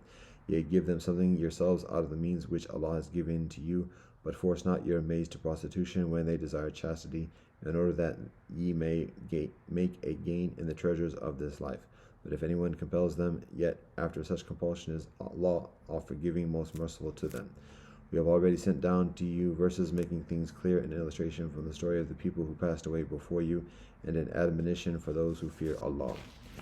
Allah is the light of the heavens and the earth. The parable of Allah's light is if there were a niche, and within it a lamp, the lamp enclosed in glass, the glass as it were a brilliant star, lit from a blessed tree, an olive, neither of the east nor of the west, whose oil is well nigh luminous, though fire scarce touched it. Light upon light. Allah doth guide whom Allah will to Allah's light. Allah doth set forth parables for men, and Allah doth know all things. Lit is such a light in houses which Allah hath permitted to be raised to honor. for the celebration in them of Allah's name. In them is Allah glorified in the matins and in the evenings again and again, by men whom neither traffic nor merchandise can divert from the remembrance of Allah, nor from regular prayer, nor from the practice of regular charity.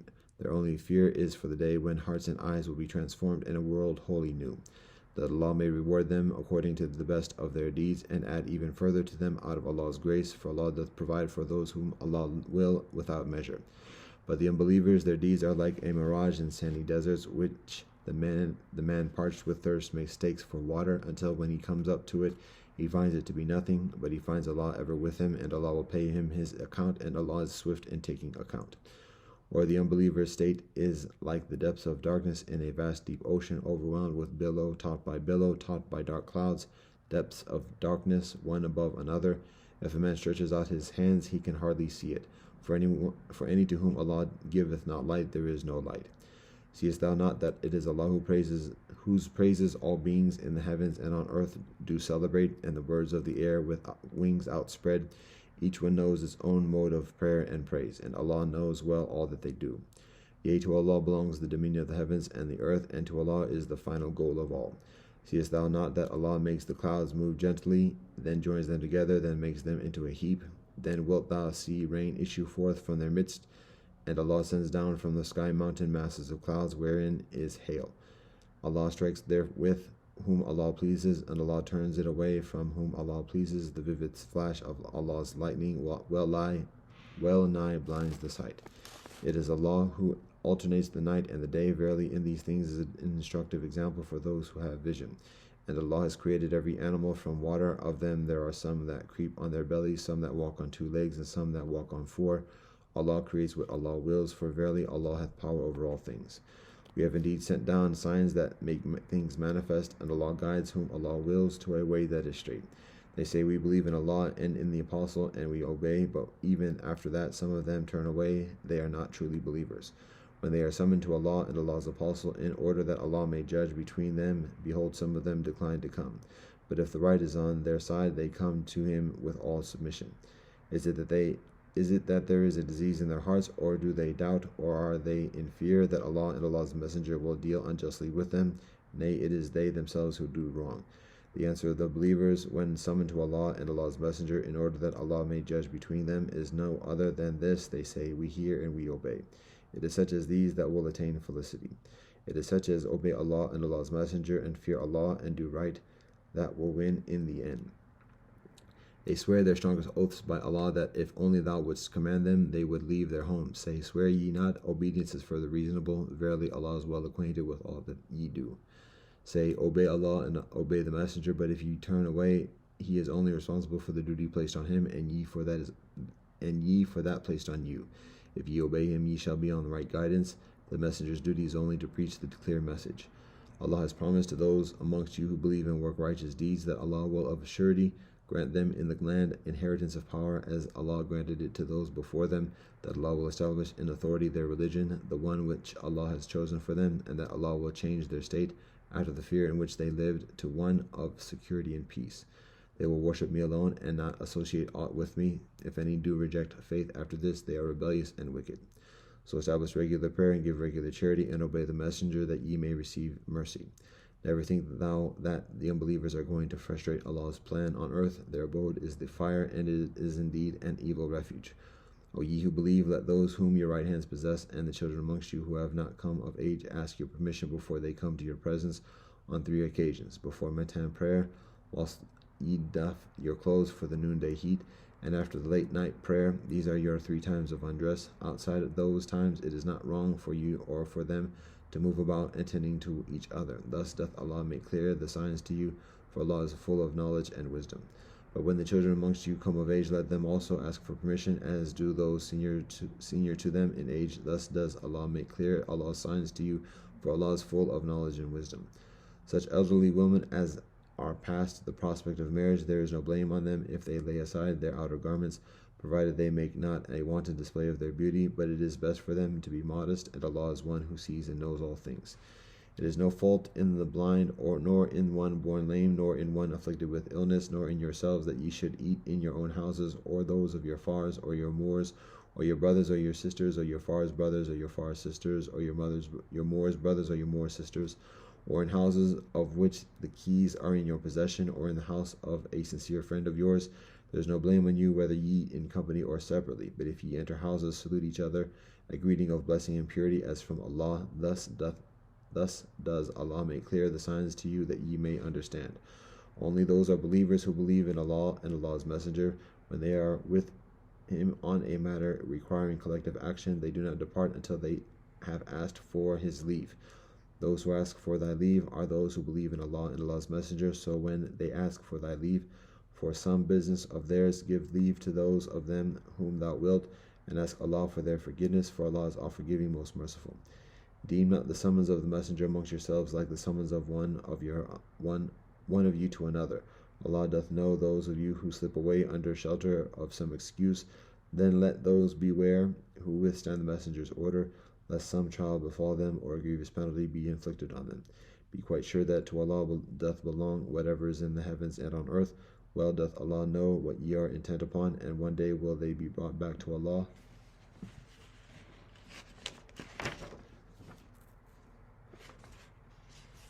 And Allah will tell them the truth of what they did, for Allah doth know all things.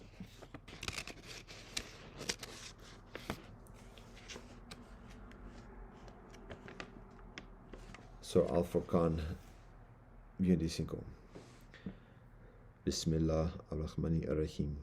In the name of Allah, most gracious, most merciful. Blessed is Allah who sent down the criterion to Allah's servant, that it may be an admonition to all creatures. Allah, to whom belongs the dominion of the heavens and the earth. No son has Allah begotten, nor has Allah a partner in Allah's dominion. It is Allah who created all things and ordered them in due proportions. Yet have they taken besides him deities that can create nothing, but are themselves created, that have no control of hurt or benevolence to themselves, nor can they control death, nor life, nor resurrection. But the misbelievers say, naught is this but a lie which he has forged, and others have helped him add it.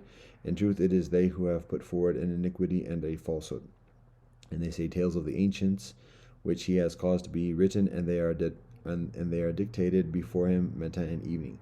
Say, the Quran was sent down by Allah, who knows the mystery that is in the heavens and the earth. Verily, Allah is all-forgiving, most merciful. And they say, what sort of an apostle is this who eats food and walks through the streets?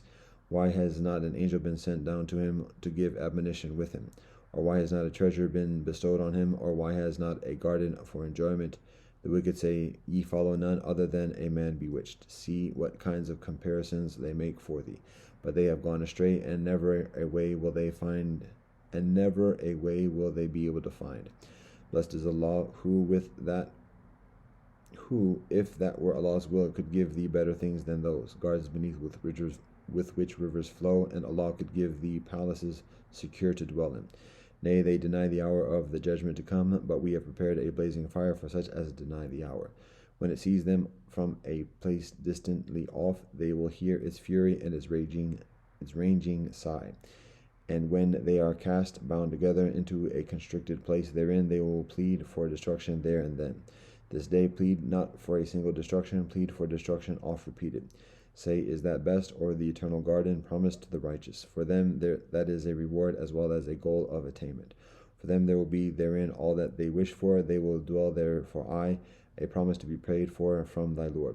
The day Allah will gather them together, as well as those whom they worship besides Allah. Allah will ask, was it ye who let these my servants astray, or did they stray from the path themselves? They will say, glory to thee, not meet was it for us that we should take for protectors others besides thee, but thou didst bestow on them and their fathers benevolent things in life, until they forgot the message, for they were a people worthless and lost. Allah will say, now have they proved you liars in what ye say, so ye cannot avert your penalty nor get help, and whoever amongst you does wrong, him shall we cause to taste of a grievous penalty.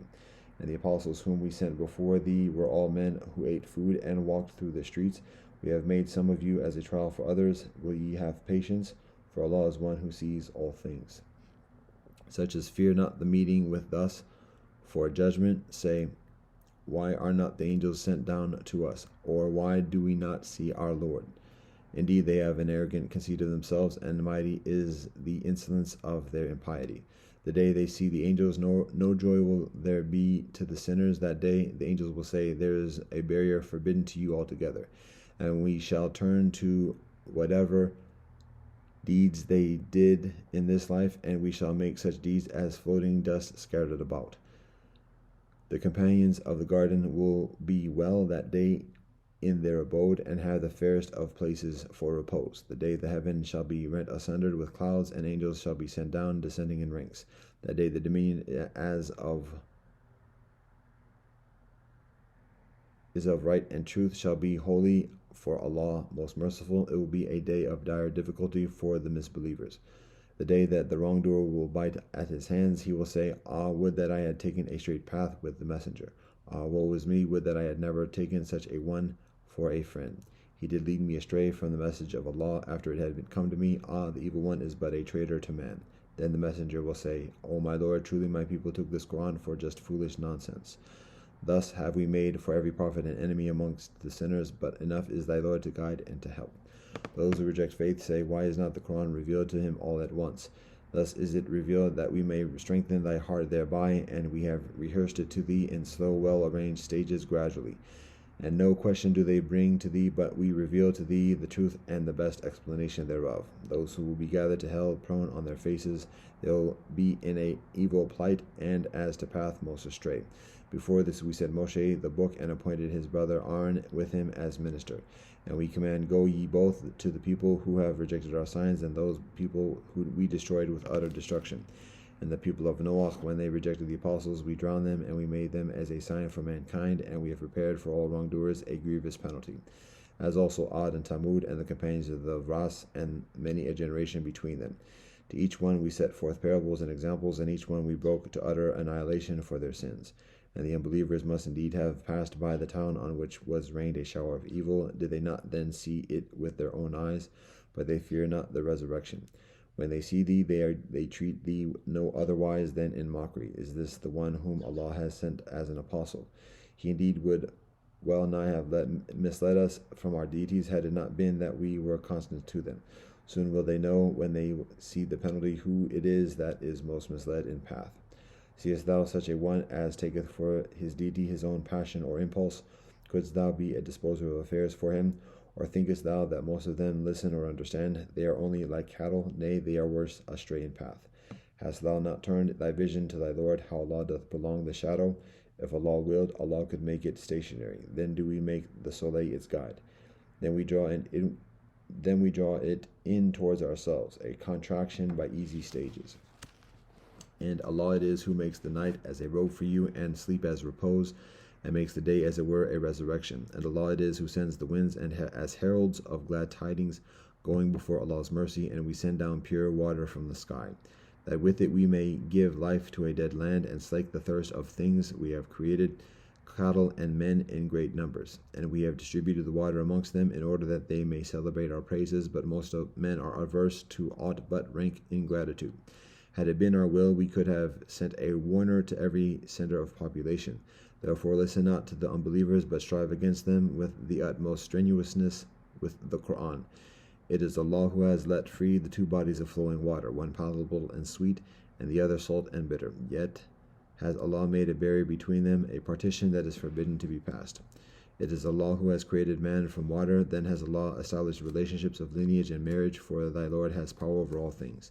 Yet do they worship besides Allah things that can neither benefit them nor harm them. And the misbeliever is a helper of evil against his own Lord. But thee we only sent to give glad tidings and admonition. Say, no reward do I ask of you for it, but this, that each one who will take a straight path to his Lord, and put thy trust in Allah, who lives and dies not, and celebrate Allah's praise. And enough is Allah to be acquainted with the faults of Allah's servants. Allah who created the heavens and the earth and all that is between in 6 days, and is firmly established on the throne of authority, Allah most gracious. Ask thou then about Allah of any acquaintance with such things. When it is said to them, adore ye Allah most gracious, they say, and what is Allah most gracious? Shall we adore that which thou commandest us? And it increases their flight from the truth. Blessed is Allah who made constellations in the skies, and placed therein a lamp and a moon giving light. And it is Allah It is Allah who made the night and the day to follow each other, for such as have the will to celebrate Allah's praises or to show their gratitude. And the servants of Allah most gracious are those who walk on the earth in humility, and when the ignorant address them, they say peace. Those who spend the night in adoration of their Lord, prostrate and standing. Those who say, Our Lord, avert us from the wrath of hell, for its wrath is indeed an affliction grievous.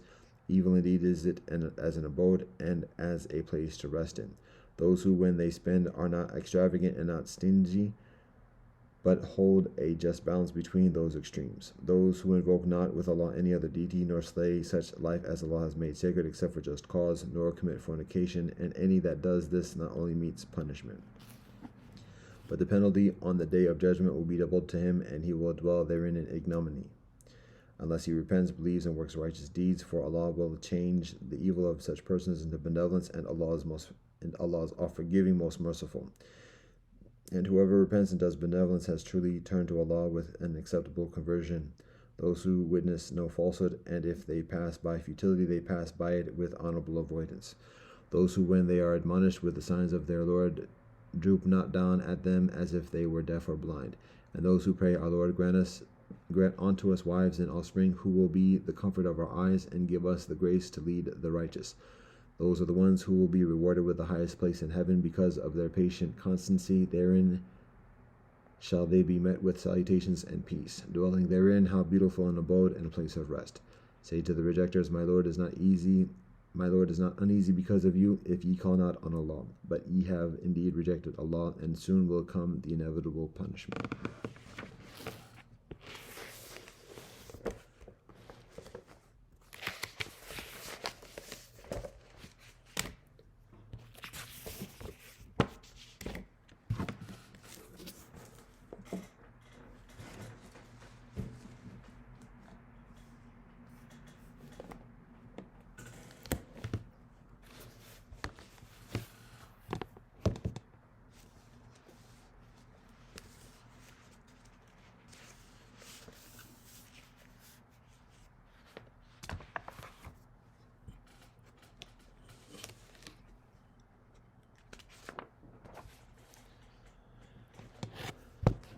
Kitab Yaqdas, verse 39 a 57.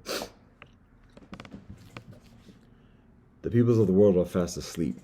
Were they to wake from their slumber, they would hasten with eagerness unto God, the all-knowing, the all-wise. They would cast away everything they possessed, be it all the treasures of the earth, that their Lord may remember them, to the extent of addressing to them but one word, such as the instruction given you by God, who holdeth the knowledge of things hidden in a tablet, which the eye of creation hath not seen, and which is revealed to none except God's own self, the omnipotent protector of all worlds. So bewildered are they in the drunkenness of their evil desires, of that they are powerless to recognize the Lord of all being, whose voice calleth aloud from every direction. There is none other deity but me, the mighty, the all-wise. Rejoice not in the things ye possess. Tonight they are yours, tomorrow, mañana, others will possess them.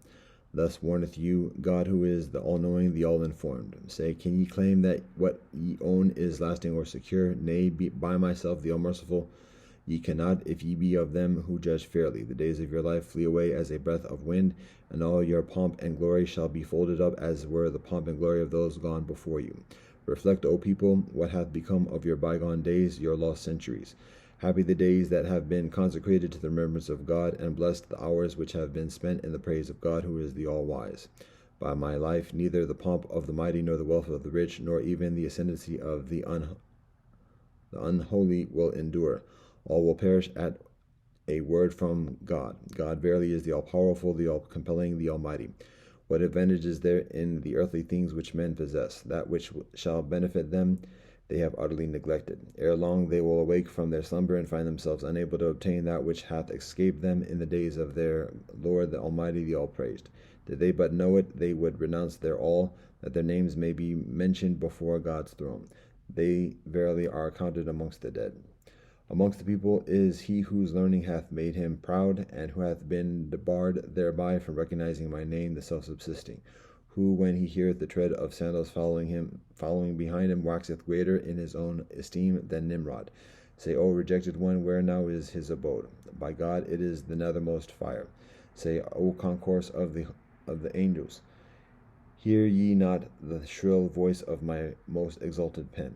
See ye not this soleil that shineth in refulgent splendor above the all glorious horizon? For how long will ye worship the idols of your evil passions?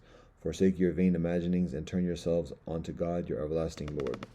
Endowments dedicated to charity revert to God, the revealer of signs. None hath the right to dispose of them without leave from God, who is the dawning place of revelation. After God, this authority shall pass to the Agshan, after them to the house of justice, should it be established in the world by then, that they may utilize these endowments for the benefit of the places which have been exalted in this cause, and for whatsoever hath been enjoined upon them by God, who is the God of might and power.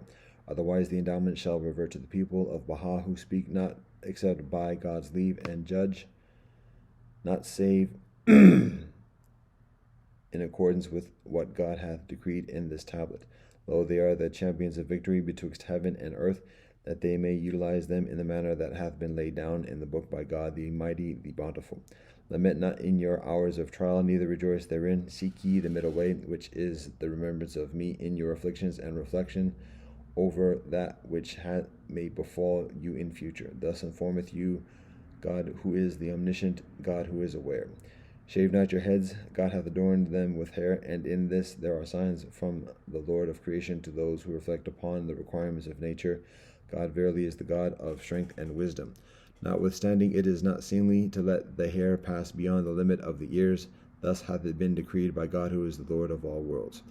Exile and imprisonment are decreed for the thief, and on the third offense place ye a mark upon his brow, so that thus identified he may not be accepted in the cities of God and God's countries. Beware lest through compassion ye neglect to carry out the statutes of the religion of God. Do that which hath been bidden you by God, who is compassionate and merciful. We school you with the rod of wisdom and laws, like unto the far, who educateth his son, and this for naught but the protection of your own selves and the elevation of your stations. By my life, were ye to discover what we have desired for you in revealing our holy laws, ye would offer up your very souls for this sacred, this mighty, and most exalted faith. Whoso wisheth to make utilization of vessels of silver and gold is at liberty to do so. Take heed lest when partaking of food ye plunge your hands into the contents of bowls and platters. Adopt ye such utilizations as are most in keeping with refinement. God verily desireth to see in you the manners of the inmates of paradise in God's mighty and most sublime sovereignty. Hold ye fast unto refinement under all conditions, that your eyes may be preserved from beholding what is repugnant both to your own selves and to the dwellers of paradise. Should anyone depart therefrom, his deed shall at that moment be rendered vain, yet should he have benevolent reason, God will excuse him. God in truth is the gracious, the most merciful. God, who is the dawning place of God's cause, hath no partner in the most great infallibility. God it is who in the sovereignty of creation is the manifestation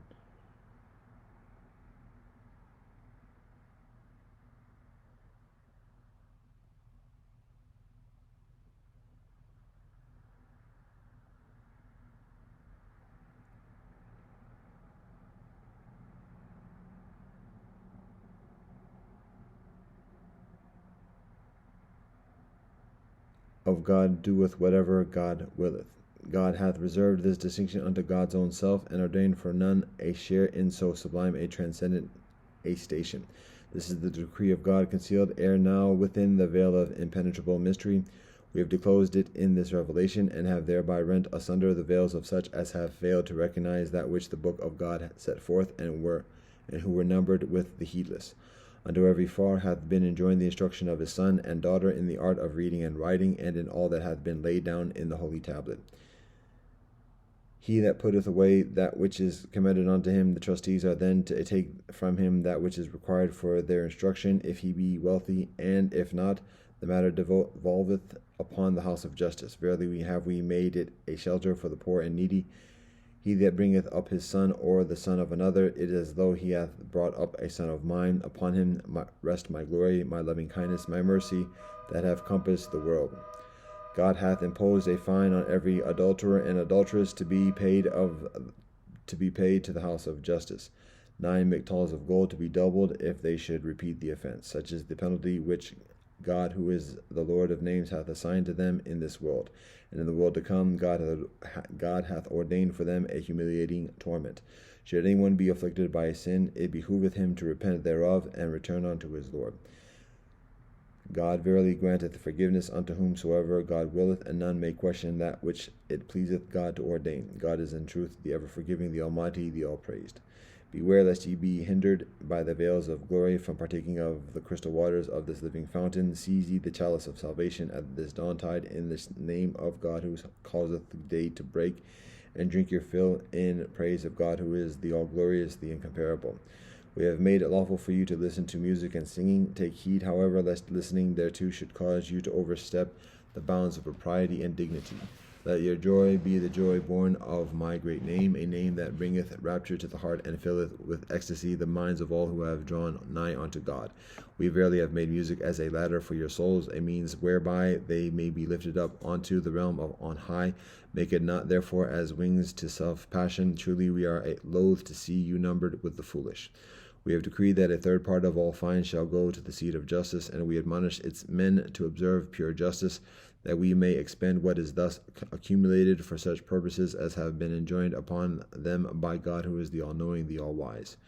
O ye men of justice, be ye in the realm of God shepherds unto God's sheep, and guard them from the ravening wolves that have appeared in disguise, even as ye would guard your own sons. Thus exhorteth you the counselor, the faithful. Should differences arise amongst you over any matter, refer to God whilst the soleil still shineth above the horizon of this heaven, and when it hath set, refer ye to whatsoever hath been sent down by God. This verily is sufficient unto the peoples of the world. Say, let not your hearts be perturbed, O people, when the glory of my presence is withdrawn, and the ocean of my utterance is stilled. In my presence amongst you there is a wisdom, and in my absence there is yet another, inscrutable to all but God, the incomparable, the all-knowing. Verily we behold you from our realm of glory, and will aid whosoever will arise for the triumph of our cause, with the hosts of the concourse on high, and a company of our favored angels. O peoples of the earth, God, the eternal truth, is my witness that streams of fresh and soft flowing waters have gushed from the rocks through the sweetness of the words uttered by your Lord, the unconstrained, and still ye slumber. Cast away that which ye possess, and on the wings of detachment soar beyond all created things. Thus biddeth you the Lord of creation, the movement of whose pen hath revolutionized the soul of mankind. Know ye from what heights your Lord, the all-glorious, is calling? Think ye that ye have recognized the pen wherewith your Lord, the Lord of all names, commandeth you? Nay, by my life, did ye but know it, ye would renounce the world, and would hasten with your whole hearts to the presence of the well-beloved. Your spirits would be so transported by God's word as to throw into commotion the greater world. How much further this small and petty one? Thus have the showers of my bounty been poured down from the heaven of my loving kindness, as a token of my grace, that ye may be of the thankful. The penalties for wounding or striking a person depend upon the severity of the injury. For each degree the Lord of judgment hath prescribed a certain indemnity. God is in truth the ordainer, the mighty, the most exalted. We shall, if it be our will, set forth these payments in their just degrees. This is a promise on our part, and God verily is the keeper of God's pledge, the knower of all things. Verily it is enjoined upon you to offer a feast once in every month, though only water be served, for God hath purposed to bind hearts together, albeit through both earthly and heavenly means.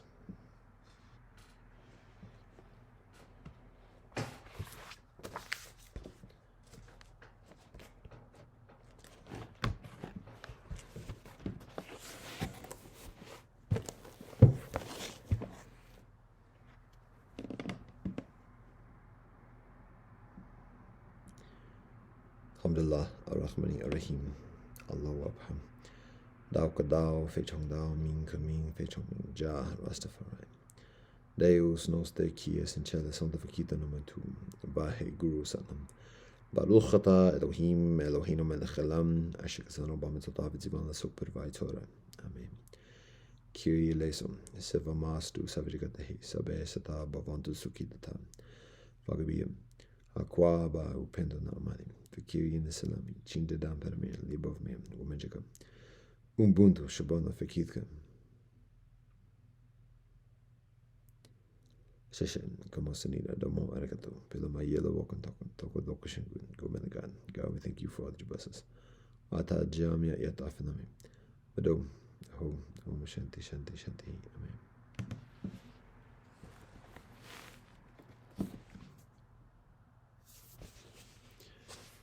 Blessed love and peace.